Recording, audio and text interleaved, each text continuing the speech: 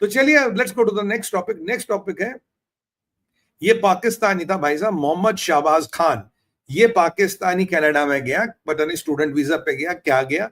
देखिए, टेरर हो, आतंकवाद और पाकिस्तान हो, ऐसा हो नहीं सकता। ये है मोहम्मद शाहबाज खान, ये पाकिस्तानी कनाडा गया।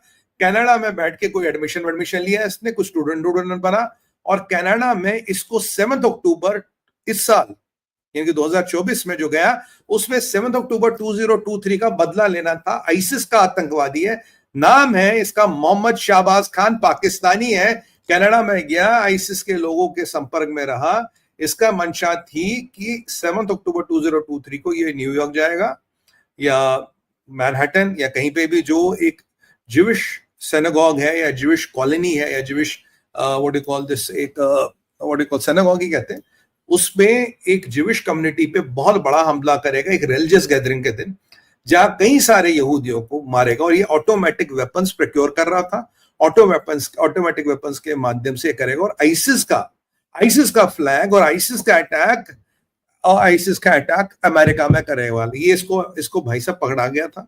और अभी कैश पटेल साहब का वक्तव्य आया, इसको जरा डिपोर्ट करा रहे हैं, सुअर को इसको डिपोर्ट करा रहे हैं अमेरिका, और इसकी जरा खातिर तवाज़ो अच्छी तरह, मैं तो कह रहा हूं सूली पे लटका दो साले को, he should be bloody hanged, you should put him on electric chair before, because that is what you do with Pakistanis. इसको बिजली वाली कुर्सी पे बिठा के निपटा दो कैश पटेल जी, क्योंकि ये एक कीड़ा है। अगर ये कुछ भी सक्सेसफुल हुआ, 5 और आएंगे, 5 और पाकिस्तानी आएंगे। और अपनी सरकार से पूछिए जरा पटेल साहब, पाकिस्तान का F-16 का अपग्रेड दीजिएगा, पाकिस्तान की हेल्प कीजिएगा। पाकिस्तानी आया था। और इजराइल वालों को भी मैं कहता हूं, देखिए पाकिस्तानी आपके लोगों को, where are they are going, to what extent to kill Jews, they are going to from Pakistan to Canada to this, and they are killing Jews.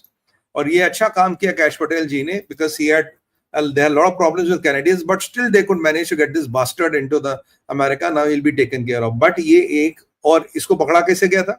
पकड़ा ऐसे गया था, जो इसको लग रहा था इसका ऑपरेटिव जो जहादी अपग्रेड है, ओके, जो कहना मुझे ऑटोमेटिक, ये बेसिकली मरा ऑटोमेटिक वेपन खरीदने के चक्कर में। इसको लगा मैं ऑटोमेटिक वेपन खरीदूंगा, उस वेपन को प्रोक्योर करने के चक्कर में ये जहादी निपट गया। और जिनसे बातें करा था वेपन खरीदने के लिए, वो जहादी नहीं थे, वो लॉ एनफोर्समेंट के अंडर कवर ऑफिसर्स थे। तो यहाँ बीआई ने अच्छा काम किया, तभी कनाडा में था, इसलिए खूब सारे पैंतरे लगाए। पाकिस्तानी एम्बेसी ने, पाकिस्तानी जो कनाडा में है साहब, अपील क्या, वकील क्या, दलील का, पूरे इन्होंने जोर लगाए कि जहादी कनाडा अमेरिका एक्स्ट्राडाइट ना हो, और अमेरिका ये एक्स्ट्राडाइट हो गया है। मैं आपको बता रहा हूं, अभी कनाडा में एक सॉफ्ट जहाद इंफ्रास्ट्रक्चर बना हुआ है, एक सॉफ्ट जहाद इंफ्रास्ट्रक्चर कनाडा में बना हुआ है। और ये इंफ्रास्ट्रक्चर कहीं ना कहीं जाके हमारे लिए और अमेरिका के लिए बहुत टेंशन का कारण बन सकता है।